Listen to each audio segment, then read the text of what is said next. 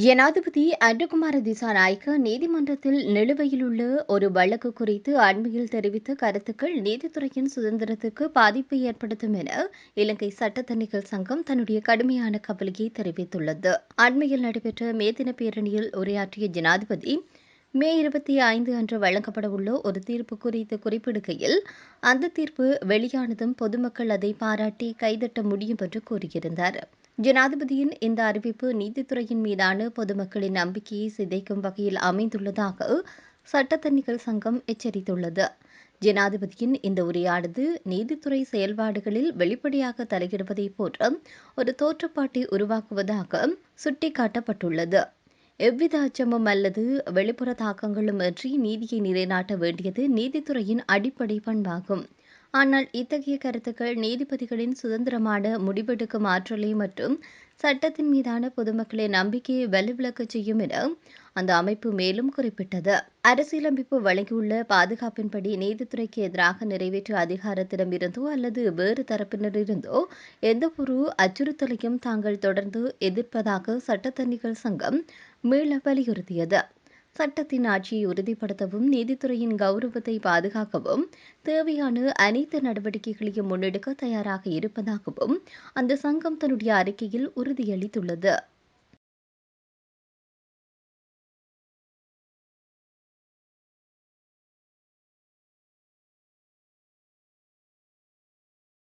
Colombo Torrington மாவட்டத்தில் அமைந்துள்ள 40 கோடி ரூபாய்க்கும் அதிகம் பெறுமதியுடைய சொகுசு மாளிகை தொடர்பாக லஞ்ச ஊழல் ஒழிப்பு ஆணைக்குழு தற்போது பாரிய விசாரணையொன்றை ஆரம்பித்துள்ளது.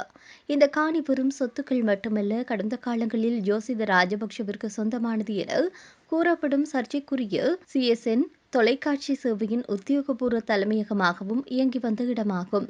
மேரி லூட்ஸ் விக்ரமசிங்க என்ற பெயரிலேயே ஒரு தசாப்தத்திற்கு முன்னர் இந்த சொத்து வாங்கப்பட்டுள்ளது. ஆனால் உண்மையில் அது முன்னாள் ஜனாதிபதியின் மனைவியான ஆரியவான சிரந்தி ராஜபக்ஷவின் பிறப்பு சான்றிதழில் உள்ள உண்மையான பெயராகும். கடந்த 2001ஆம் ஆண்டு அப்போதைய எதிர்க்கட்சித் தலைவராக இருந்த மஹிந்த ராஜபக்ஷவிற்காக அப்போதைய பிரதமர் ரணில் விக்ரமசிங்கவினால் வாடகை அடிப்படையில் வழங்கப்பட்ட இந்த வீடு மஹிந்த ஜனாதிபதியான பின்னர் ராஜபக்ஷ குடும்பத்தின் முழுமையான சொத்தாக மாறியது. எனினும் 40 கோடி மதிப்புள்ள இந்த காணி வரும் 3.5 கோடி ரூபாய் என்ற மிக குறைந்த மதிப்பில் கொள்வனவு செய்யப்பட்டமை சந்தேகத்தை ஏற்படுத்தியுள்ளது. இவ்வளவு பெரிய தொகையை எவ்வாறு பெற்றார் என்ற லஞ்ச ஊழல் ஆணைக்குழு எழுப்பிய கேள்விக்கு சிராந்தியிடம் இதுவரை முறையான விளக்கம் கிடைக்கவில்லை. இந்த சொத்துக்கான உறுதிப்பத்திரத்தை தயாரித்து வரும் தனது முன்னிலையில் எவ்வித பணப்பரிமாற்றமும் நடைபெறவில்லை என்பதை உறுதிப்படுத்தியுள்ளார். இந்த நிலையில் ஸ்ரீலங்கன் ஏர்லைன்ஸின் முன்னாள் தலைவர் நிஷாந்த விக்ரமசிங்கவின் மகனும் தொழிலதிபர் பிரபாத் நாணயக்காரவிடம் பணம் கொடுத்து இதனை வாங்கிய பின்னர் தன்னிடம் ஒப்படைத்ததாக சிரந்தி ராஜபக்ஷ குறிப்பிட்டார். எனினும் தொழிலதிபர் பிரபாத் நாணயக்காரவுக்கு அதிவேக நெடுஞ்சாலைகள் உள்ளிட்ட பாரிய அரசு திட்டங்கள் வழங்குவதற்கு கைமாறாக இந்த மாளிகை ராஜபக்ஷ குடும்பத்திற்கு லஞ்சமாக கிடைத்ததா என பலத்த சந்தேகம் எழுந்துள்ளது. இந்த மர்மமான சொத்து விவகாரத்தை வெளிக்கொண்டு வருவதற்காக அரசாங்கம் இந்த முறை புதிதாக நடைமுறைப்படுத்தப்பட்ட 2025ஆம் ஆண்டின் 5ஆம் இலக்க குற்ற செயல்களின் மூலம் ஈட்டப்பட்ட சொத்துக்கள் பற்றிய சட்டத்தை பயன்படுத்தியுள்ளது. இந்த கடுமையான சட்டத்தின் 34(1) பிரிவின் கீழ் ஒருவரிடம் உள்ள சொத்து அவருடைய சட்டபூர்வமான வருமானத்தில் ஈட்டப்பட்டது அல்ல என தெரிய வந்தால் அதனை குற்ற செயல் மூலம் ஈட்டப்பட்ட சொத்தாக கருதி நீதிமன்றத்திற்கு அதிகாரம் உண்டு. மேலும் இச்சட்டத்தின் 34(3) பிரிவின்படி இந்த சொத்து தன்னுடைய சட்டபூர்வ வருமானத்தில் பெறப்பட்டது என்பதை நிரூபிக்க வேண்டிய முழு பொறுப்பும் இப்போது சந்தேக நபரான சிரந்தி ராஜபக்ஷவிடமே ஒப்படைக்கப்பட்டுள்ளது.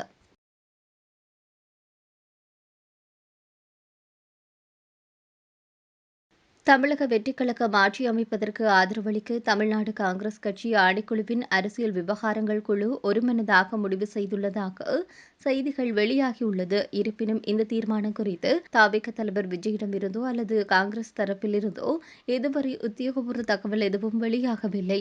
முன்னதாக மாநிலத்தின் ஆட்சி அமைக்க காங்கிரசின் ஆதரவை விஜய் கோரியிருந்ததாக அந்த கட்சியினுடைய நாடாளுமன்ற உறுப்பினர் KC வேணுகோபால் உறுதிப்படுத்தியிருந்தார். அண்மையில் நடைபெற்ற தமிழக சட்டமன்ற தேர்தலில் 108 இடங்களை கைப்பற்றி தமிழக வெற்றிக் கழகம் தனிப்பெரும் கட்சியாக உருவெடுத்திருந்தது. இருப்பினும் ஆட்சி அமைப்பதற்கு தேவையான பெரும்பான்மை எண்ணிக்கையை விட 10 இடங்கள் குறைவாக இருப்பதனால் காங்கிரசின் ஆதரவு இப்போது அத்தியாவசியமாக ஒன்றாக மாறியது. இதுகுறித்து ஊடகங்களிடம் பேசிய கே.சி. வேணுகோபால், தமிழக வெற்றிக் கழகத்தின் தலைவர் விஜய் தமிழகத்தின் ஆட்சி அமைக்க இந்திய தேசிய காங்கிரசின் ஆதரவை கோரியுள்ளதாக தெரிவித்திருந்தார். மேலும் தன்னுடைய அரசியல் பயணத்தில் பெருந்தலைவர் காமராஜரின் கொள்கைகளினால் தான் ஈர்க்கப்பட்டிருப்பதாகவும் விஜய் குறிப்பிட்டதாக அவர் கூறினார். தமிழக மக்களினுடைய தீர்ப்பு என்பது அரசியலமைப்பை பாதுகாப்பதில் உறுதியாக இருக்கும் ஒரு மதசார்பற்ற அரசாங்கத்திற்கானதாகும் என்பதில் காங்கிரஸ் தெளிவாக இருப்பதாகவும் அவர் மேலும் தெரிவித்தார்.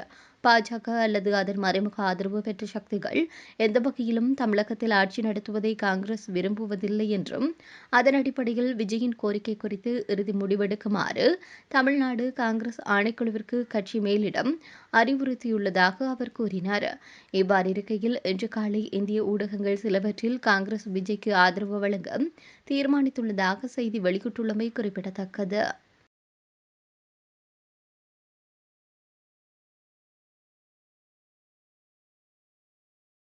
தமிழக சட்டசபை தேர்தலில் தாவேக்கு 108 இடங்களிலும், திமுக கூட்டணி 73 இடங்களிலும், அதிமுக கூட்டணி 53 இடங்களிலும் வெற்றி பெற்றுள்ளது.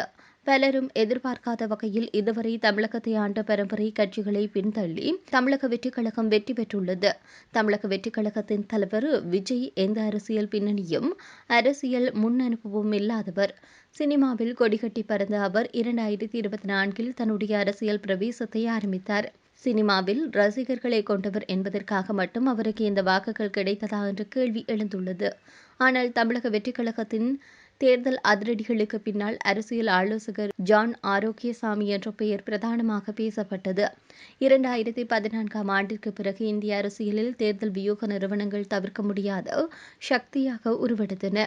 தமிழகத்தில் பிரசாந்த் கிஷோர், சுனில் ஹனுகோலு போன்ற முன்னணி வியூக வகுப்பாளர்கள் வரிசையில் தற்போது தமிழக வெற்றிக் கழகம் மூலம் பெரும் கவனம் ஈர்த்திருப்பவர் ஜோன் ஆரோக்கியசாமி ஆவார். இதுவரை திராவிட கட்சிகள் மட்டுமே கோலோச்சிய தமிழக அரசியலில் ஒரு புதிய கட்சி இவ்வளவு குறுகிய காலத்தில் எப்படி ஒரு வலுவான மாற்றாக உருவெடுத்தது என்ற கேள்விக்கு இவரின் பெயரை பேசப்படுகிறது. அரசியல் களத்தில் நிழல் மனிதராக செயல்படும் ஜோன் ஆரோக்கியசாமி ஏற்கனவே தேசிய அளவில் பல மாநில தேர்தல்களின் பணியாற்றிய அனுபவம் கொண்டவர். தமிழகத்தில் விஜயின் பிம்பத்தை வெறும் சினிமா சூப்பர் ஸ்டார் என்பதிலிருந்து மக்கள் தலைவர் என்ற நிலைக்கு மாற்ற அவர் வகுத்த திட்டங்களே தவிகவின் தற்போதைய எழுச்சிக்கு காரணம் என்று கூறப்படுகின்றது. 2026ஆம் ஆண்டு தமிழக சட்டசபை தேர்தலில் 23 பெண் எம்.எல்.ஏக்கள் வெற்றி பெற்று சாதனை படைத்துள்ளனர். இந்த நிலையில் தமிழ்நாட்டில் புதிய சக்தியாக உருவெடுத்துள்ள தாவேக வெற்றிக் கழகத்தில் 13 பெண்கள் வேட்பாளர்கள் நாடாளுமன்றத்திற்கு தகுதி பெற்று பெண்கள் பிரதிநிதித்துவத்தில் முன்னிலை பெற்றுள்ளது. 2026 சட்டசபை தேர்தலில் மொத்தம் 23 பெண்கள் தங்களின் வெற்றியை பதிவு செய்து சட்டமன்றத்திற்குள் நுழைய உள்ளனர். தமிழ்நாட்டு அரசியல் களத்தில் புதிதாக வந்து சாதனை படைத்துள்ள தமிழக வெற்றிக் கழகம் பெண் பிரதிநிதித்துவத்தில் மற்ற கட்சிகளை பின்னுக்கு தள்ளி மாபெரும் சாதனை படைத்துள்ளது. அந்த கட்சியில் சேர்ந்த 13 பெண்கள் வெற்றி வாகை சூடி சட்டமன்றத்தில் முதன்முறையாக கால் பதிக்க உள்ளனர். இது அந்த கட்சிக்கு கிடைத்துள்ள மிகப்பெரிய பலமாக கருதப்படுகிறது. பிரதான கட்சியான அதிமுக சார்பில் போட்டியிட்ட பெண்களில் 6 பேர் வெற்றி பெற்றுள்ளனர். இதேபோல காங்கிரஸ், பாமக, மார்க்சிஸ்ட் கம்யூனிஸ்ட், தேமுதிக ஆகிய கட்சிகளை சேர்ந்த தலா ஒருவர் தேர்தலில் வெற்றி பெற்றுள்ளனர்.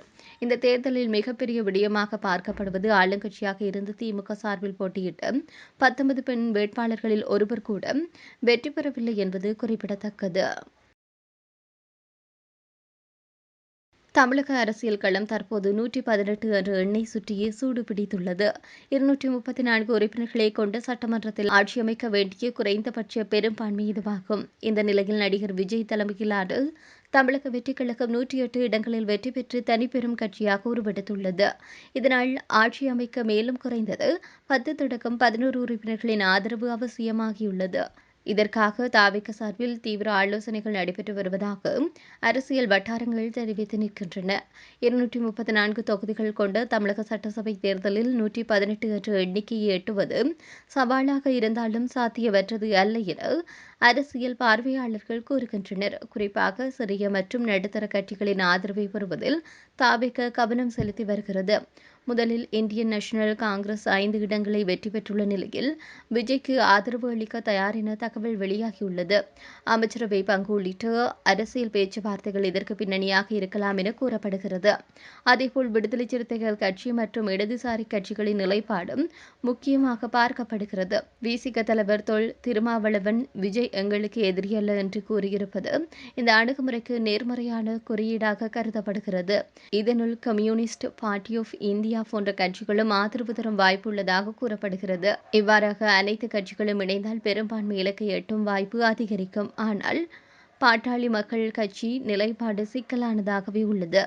வட தமிழகத்தில் வலுவான வாக்கு வங்கி கொண்ட இந்த கட்சி தற்போதைய கூட்டணியிலிருந்து விலகி விஜய்க்கு ஆதரவு தருமா என்பது முக்கிய கேள்வியாக உள்ளது. மேலும் அம்மா மக்கள் முன்னேற்ற கழகம் மற்றும் தேசிய முற்போக்கு திராவிட கழகம் போன்ற கட்சிகளின் ஆதரவும் கணக்கில் கொள்ளப்படும்.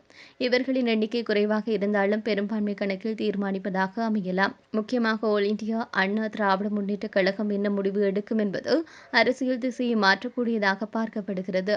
திமுக எதிர்ப்பு கோணத்தில் ஆதரவு தரும் வாய்ப்பு இருந்தாலும் அதன் எதிர்கால அரசியல் நிலைப்பாட்டை பாதிக்கும் அபாயமும் உள்ளதாக கூறப்படுகிறது. மறுபக்கம் திராவிட முன்னேற்ற கழகம் மற்றும் பாரதிய ஜனதா கட்சி ஆகியவை விஜய்க்கு ஆதரவு அளிக்கும் வாய்ப்பு இல்லை என்று அரசியல் வட்டாரங்கள் தெரிவித்து நிற்கின்றன. இந்த அனைத்து அரசியல் கணக்குகளையும் பார்த்தால் 118 என்று எண்ணி எட்டுவது சவாலாக இருந்தாலும் பல சிறிய கட்சிகளின் ஆதரவு ஒருங்கிணைந்தால் அது சாத்தியமே. ஆனால் கூட்டணி ஆதரவில் உருவாக்கும் அரசு நிலையானதாக இருக்கும் என்பதில் சந்தேகம் நிலவுகின்றது. மொத்தத்தில் இந்த தேர்தல் மூலம் விஜய் தலைமையிலான அரசியல் எழுச்சி தெளிவாக வெளிப்பட்டுள்ளது. தற்போது 118 என்பது ஒரு எண் மட்டுமல்ல, தமிழக அரசியலின் அடுத்த அதிகாரத்தை தீர்மானிக்கும் முக்கிய சாவி என அரசியல் விமர்சகர்கள் மதிப்பிடுகின்றனர்.